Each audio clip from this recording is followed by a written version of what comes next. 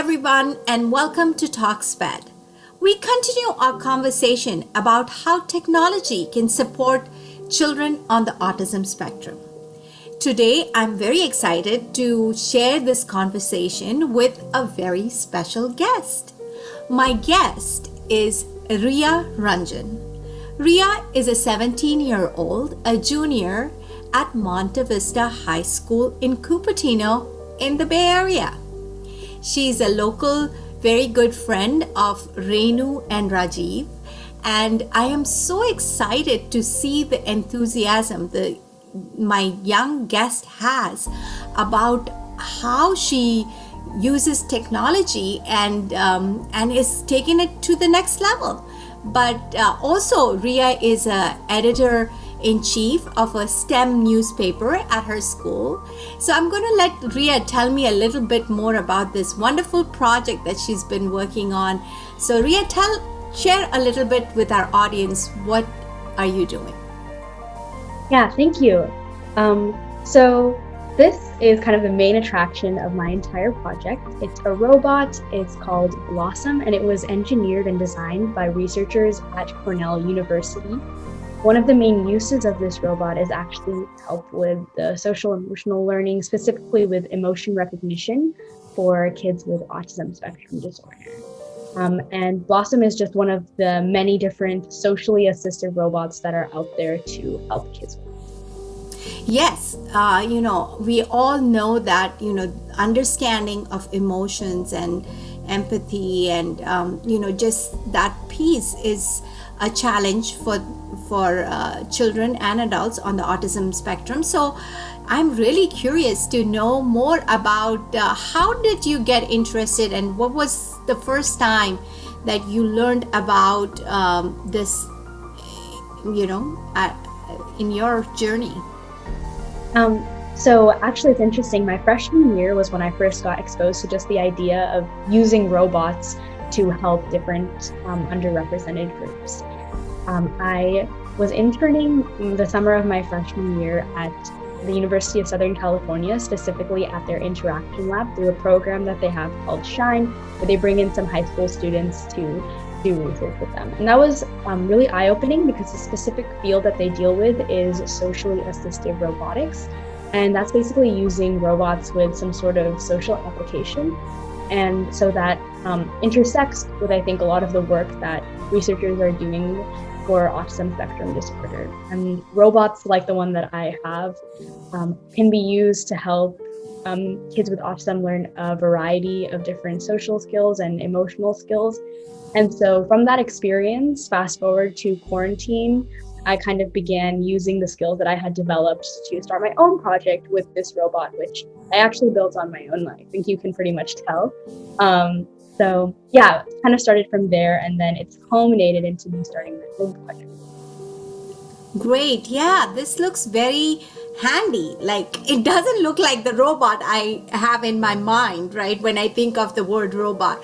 So tell me a little bit more about this project that you have in front of you. Like, how did you get started? And it looks very simple. So tell us more. Yeah, of course. I think a great introduction to this robot, if I can actually just share a slide that I've prepared, is just comparing this robot to other robots that are out there. So the robots on the left, these are Blossoms, like the robot that I have. They have coverings on them. Mine also has a covering, but I thought for the purpose of the demonstration, it might be nice to see kind of the inner working.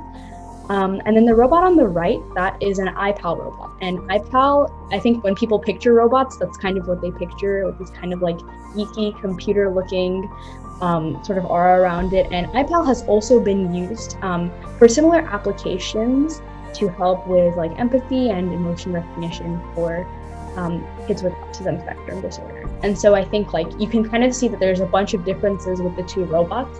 And when researchers at Cornell specifically developed this robot, one of the main reasons was that, it looks more home friendly, it's softer, it kind of even looks like a toy, you could say, because it's got, the yarn covering it, it's googly eyes and all of that. So it's definitely, I would say, more friendly for especially like younger kids, probably with autism spectrum disorder.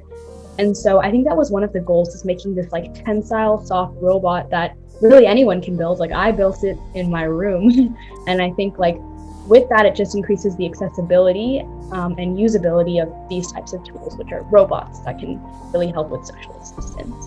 And so that was kind of like what the robot is for. And that was sort of my inspiration for building it, as well as like making one more. Yeah, this looks like, something you could make at home. So, how long, Ria, it took you to make something like this? And also, what was the cost like if I wanted to try it out?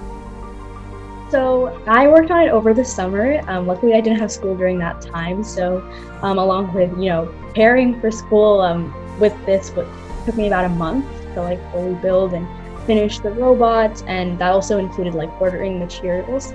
I would say cost-wise, I got really lucky because I live in Cupertino, where a lot of the schools are very STEM focused, so they have resources like laser cutting and 3D printing, and so I was able to access resources like those from my school for free. And so all of the wooden parts here are either laser cut, and then there are some parts that are 3D printed, like the ears. And so with that was definitely a very helpful resource. The main cost, I would say, for this robot is the motors. There are 5 different motors on the robot, and so those are kind of the more expensive.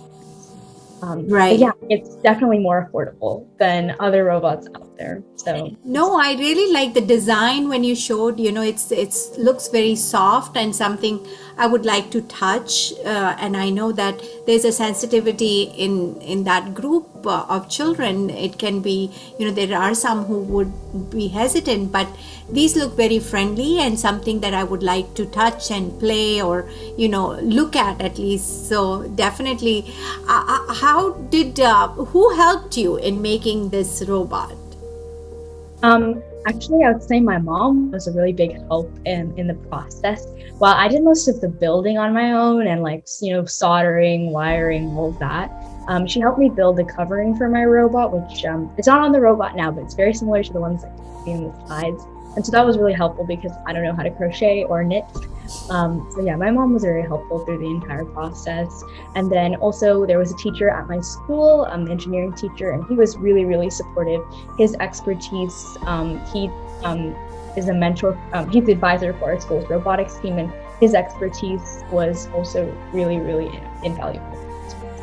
Great, yeah. It really looks like something very simple to make. And you said, given all the activities and all the things that goes on in your life, you were able to spend it and make something like this in a month. So let's look at some demonstration and show us how you think you use this project. Sure. So the robot is controlled from my laptop because it doesn't have its own computer. And it's not autonomous. So basically I can type in commands and then the robot can kind of perform different functions. So like here, you can see the robot is kind of putting its head down. This is something that would probably be able to signify sadness, especially when the robot actually has a face. So you can see it's putting its head down like that. And emotion recognition wise, mimicking the different emotions and gestures with these types of movements is something that the robot will be able to.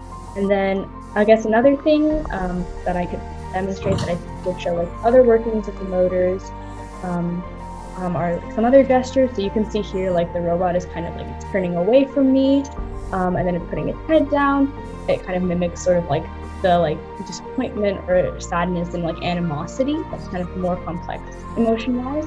And so then you can see like it moves back. You can see its head is kind of bouncing and bobbing, and that's because it's actually made of like elastic rubber bands as well. And so all these different things like the motors, the strings, the rubber band allow it to have these imperfect movements that more so mimic the way humans act and move in comparison to kind of more robotic gestures that you would see in the industrially used robots. And I guess I can do another one, just last one if we have time. And so here you can see like the robot is kind of putting its head down, then it's looking up, it's moving its head around. That sort of would mimic something like curiosity or happiness. And so I think like there's a bunch of different gestures that have been made by the researchers at Cornell to mimic different emotions. And so all of these are super helpful and useful in moving forward with the research. Yeah, no, this is very exciting, and we would love to see more data on this. I know this is an area of need, and if we can get different ways for interaction and kind of like this sort of training, and maybe see what data shows us. It will be very promising as a therapeutic tool, maybe for ASD. So definitely this is exciting, and I know you are still building this prototype, so the data is still getting out there, and it's a while before USC shares some of its data, or Cornell is sharing data on what they're getting from their lab. So we're looking forward. So tell me, Ria, what got you motivated to do this work, and kind of how did it start for you? So the whole concept of socially assistive robots is a very interesting intersection of using engineering and STEM, but then also applying it for social benefit. I think usually when people think of STEM, they kind of just think of like algorithms and like math heavy coding, but this just really allows you to use your skills for something that can actually benefit like other people and be useful to society. And so I think that's one of the main things of working in this field, is you can see the ways that your work directly impacts other people, which is really nice. And then the specific reason that I started my project with this robot is because I actually wrote an article for my school STEM publication about the different computerized tools that are used at our school to help students with autism spectrum disorder, or just for the entire special education department. And they don't have robots like these, obviously. And it was interesting to see that these are tools that are being developed that nobody really knows about. And that shows that there's probably this kind of disconnect in accessibility. Obviously, they need to be developed a lot more data needs to be taken to show how effective these robots can be, particularly in like a school setting or in a home setting. But the whole idea of using a robot like Blossom that's very home friendly is this is probably a robot that can increase the accessibility to the safety. And so that's something that's really nice about using this specific robot. Yeah, no, it's very exciting. I'm so happy to hear about your interest of technology and how it can be used to help the community. I think that is the bridge that that we want to see. Science and technology, how it can support the community, and especially in case of ASD, I think if we make some of these breakthrough data and research, I think we can really support them with a very big challenge that they face. So I wish you all the best and in your interests and your studies, so that you can share with us more future data and research that you're working on, and it will definitely be something of interest to our families and just the population in general. So wish you the very best, and thank you for taking the time to demonstrate your project of Blossom, and really appreciate your interest and wish you all the best. Thank you.